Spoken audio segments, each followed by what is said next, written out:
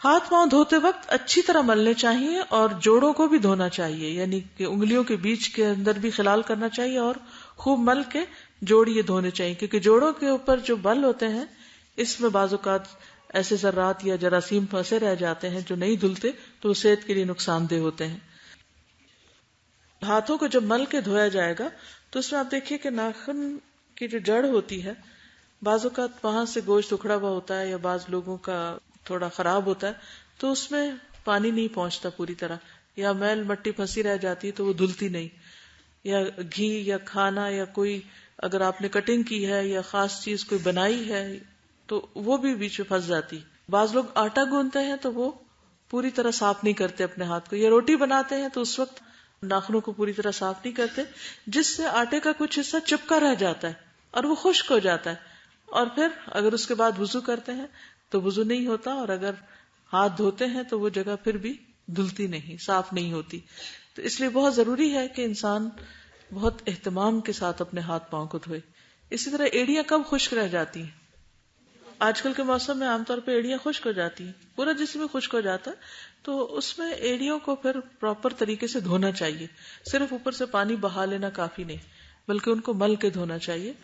یا اگر ایسا موقع ہو کہ رگڑ سکے تو ان کو رگڑ دینا چاہیے تاکہ ڈیڈ سیلز ہٹ جائیں اور آپ کا پاؤں پوری طرح دھل جائے، کیونکہ وضو کے ارکان میں سے ہے۔ رسول اللہ صلی اللہ علیہ وسلم نے فرمایا، تم طہارت والے پانی کے ساتھ انگلیوں کو مبالغے کے ساتھ دھو گے ورنہ آگ انہیں خوب جلائے گی، یعنی اگر تم ان کو صحیح طرح صاف نہیں کرو گے تو پھر کیا ہوگا، ان میں گندگی نجس چیزیں رہ جائیں گی، پھر وہ ناپاک چیزیں نماز اور عبادت میں بھی خلل انداز ہوں گی۔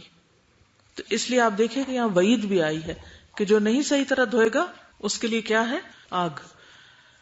پھر اسی طرح اگر پاؤں صحیح طرح نہیں دھوتے وضو میں، ایڑیاں خشک رہ جاتی ہیں تو اس کے لیے بھی حضرت ابو ہریرہ کی روایت ہے کہ نبی صلی اللہ علیہ وسلم نے فرمایا، ویل للعقاب من النار، خشک ایڑیوں کے لیے آگ کا عذاب ہے۔ پھر انگلیوں کا خلال، نبی صلی اللہ علیہ وسلم نے فرمایا، میری امت میں خلال کرنے والوں کے لیے واہ واہ، حبذا،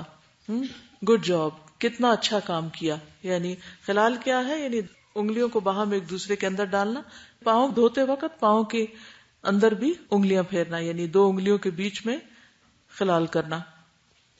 نعیم بن عبداللہ مجمر سے روایت ہے کہ میں نے ابو ہریرہ رضی اللہ عنہ کو وضو کرتے ہوئے دیکھا،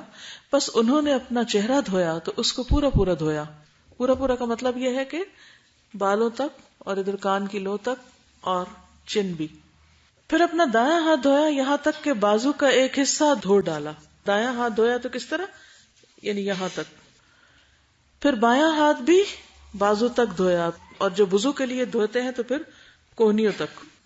پھر اپنے سر کا مسح کیا، پھر دایاں پاؤں پنڈلی تک دھویا، پھر بایاں پاؤں پنڈلی تک دھویا، ٹخنے سمیت یعنی۔ پھر فرمایا، میں نے اسی طرح رسول اللہ صلی اللہ علیہ وسلم کو وضو کرتے ہوئے دیکھا، اور کہا کہ رسول اللہ صلی اللہ علیہ وسلم نے فرمایا، پورا اور کامل وضو کرنے کی وجہ سے تم لوگ قیامت کے دن روشن پیشانی اور روشن ہاتھ پاؤں والے ہوگے، بس تم میں سے جو طاقت رکھتا ہے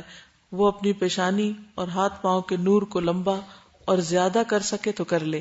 یعنی دنیا میں جتنا اہتمام سے تم وضو کرو گے اتنی ہی زیادہ بہتر چمک پاؤ گے آخرت میں۔ یہ صحیح مسلم کی روایت ہے۔